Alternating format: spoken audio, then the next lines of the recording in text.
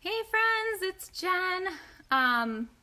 I'm just gonna give everyone like a second to hop on real quick, but yeah, it's my weekly wellness live stream, and I wanted to just come on here tonight and talk about something that's really close to my heart, which is mental wellness. And basically, I wanted to share some tips about that because I know, just not even as moms, but as other um, people in life, going through life and all the crazy stuff in life, mental health is like a really big deal. And I've struggled with things in my past and still do currently, and I'm not going to get into a lot of the details, but I do have a lot of empathy and tips and things that I've learned and that I do want to share with you guys. And first of all, I just really wanted to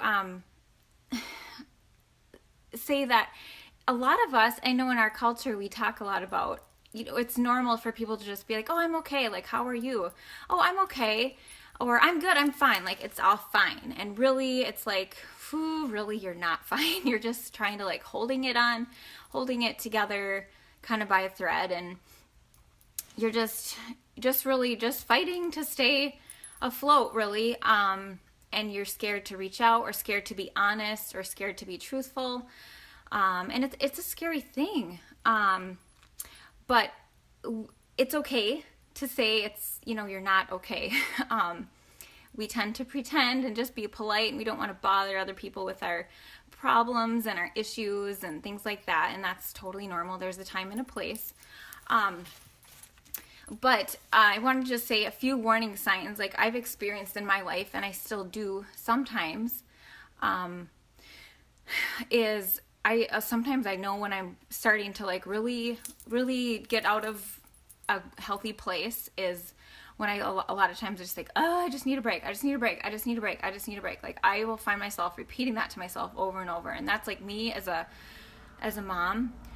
Or like when I was working full time and had newborn twins and everything like that, I remember like breaking out in sweat and panic attacks at work and just be like, oh, I'm fine, like I can handle it, like it's okay. And like really as time went on, like I realized like this is really not okay. Like I'm like really struggling here, and it was it's a hard thing to admit. It's a hard thing to be truthful with yourself, but it's so important that we take ownership of our feelings. And that's what I want to say, like especially as women.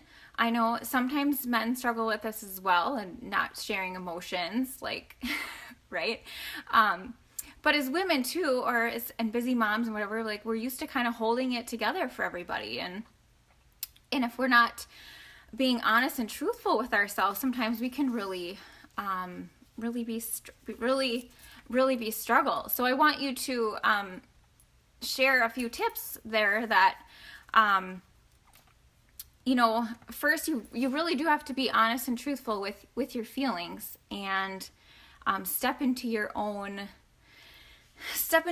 truth and be really honest with how you're feeling, and acknowledge that your pain is real. And sometimes even writing it down, just to be like, hey, you know what, I really am struggling as a mom right now. I'm scared that I'm gonna like lose it. Or just even if you just be really honest, like that's a really huge first step. And as sometimes when you're really struggling too, and just in the moment, you can just ask yourself, what's the next right thing to do? What's the next thing I can do? That's good. And it might just be like getting your kids food, feeding your kids, or changing a diaper, or like just moving one step forward, if you know what I mean. And just simple tasks. Maybe you really need to think about calling for an appointment with a mental health professional. And that's something I've done many times, and I highly recommend it. I've seen many counselors. I'm very open about that.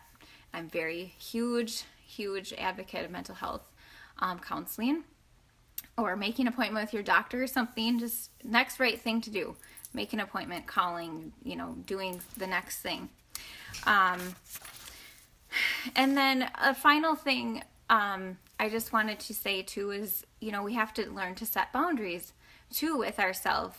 Saying no to people sometimes is hard, but we do have to learn how to do that. Setting boundaries is something that I struggle with today, to this day, and I've worked on a lot, but it's something that we do need to do when we are struggling. Just saying no, like we're not gonna take on another job or another task or another thing in addition to what we're doing. So, and it's really just too heavy. Life is just too heavy to bear alone sometimes. So it does need reaching out and getting help when you need to, and just realizing that it's normal to it's normal to struggle, and relying on our faith. If you do have one, I hope you do. And then the final tip is, having a good self-care routine. Like I've definitely had less like anxiety and panic and stuff like that when I've taken a good care of myself. And part of that has been exercise, but that's if I still get exercise and I still need that time and space for me. Sorry, pause there. Jennifer. For sure. That's a hard feeling, and I've been there for sure. So sorry about that. It paused. My cell phone or my Wi-Fi was weak or something. Getting into a good self-care routine, whether it's, you need regular time away, you need to get a sitter, you need to take time to do your creative stuff. And for me and many other people that I've helped, it's becoming having a good health. Make sure you're taking care of your health and your nutrition and getting good, healthy, nutritious foods in your body. And taking time to get some exercise in and stuff. And I do actually run monthly accountability groups that I do help people with, and you're more than welcome. I'd love to help you too if you're looking to reach out for a good self-care routine too.